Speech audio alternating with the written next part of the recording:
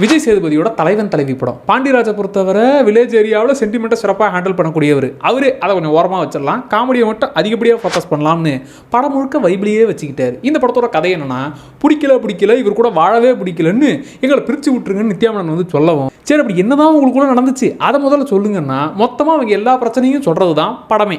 இதில் கேரக்டர்ஸை பொறுத்தவரை விஜய் சேதுபதி சுமார் மூஞ்சி குமார் ஒன் சைட் லவா என்ன குமுதா உன் பேச்செல்லாம் திமிர் தெரியுதுன்னு அது ஒரு மீட்டரில் இருப்பார்ல, அதே மீட்டரில் இங்கே நான் பேரரசே ஓவர் திமிரா நடந்துக்கிற அப்படிங்கிற அந்த ஒரு மீட்டரில் மனுஷன் ஃபுல் ஃபார்மில் பண்ணியிருக்காரு. எனக்கு விஜய் சேதுபதி படம்னா ஒன்று டிஃப்ரெண்ட்டாக இருக்கணும், இல்லை வழக்கமான கமர்ஷியல் ஏரியானா அவரை ஃபுல் எனர்ஜியோட யூஸ் பண்ணணும், அதை இதில் சிறப்பாக பண்ணிட்டாங்க. அவருக்கு ஈக்குவலாக அப்பப்போ நாக் அவுட் பண்ணுற வேலையை நித்யாமனன் நல்லாவே பண்ணாங்க.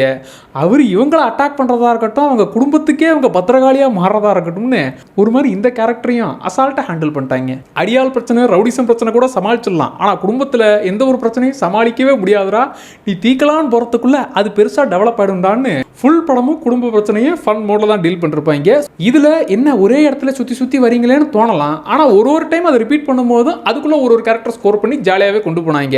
இதில் கணவன் மனைவினா எப்படி இருக்கணும்னு கிளாஸ் எடுக்கிறேன், குடும்பத்தின் பாசம் நேசம் அதெல்லாம் சொல்லி உங்களுக்கு புரிய வைக்கிறேன், கண்கலங்க வைக்கிறேன்னு அந்த வேலையை பண்ணாமல் மொத்த பிரச்சனையும் நான் ஜாலியாக டீல் பண்ண போகிறேன்னு பண்ணியிருக்காரு. அது நல்லா ஜாலியாகவே இருந்துச்சு. ஸோ மொத்தமாக ஃபேமிலியாக போய் என்ஜாய் பண்ணக்கூடிய ஒரு ஜாலியான படம்.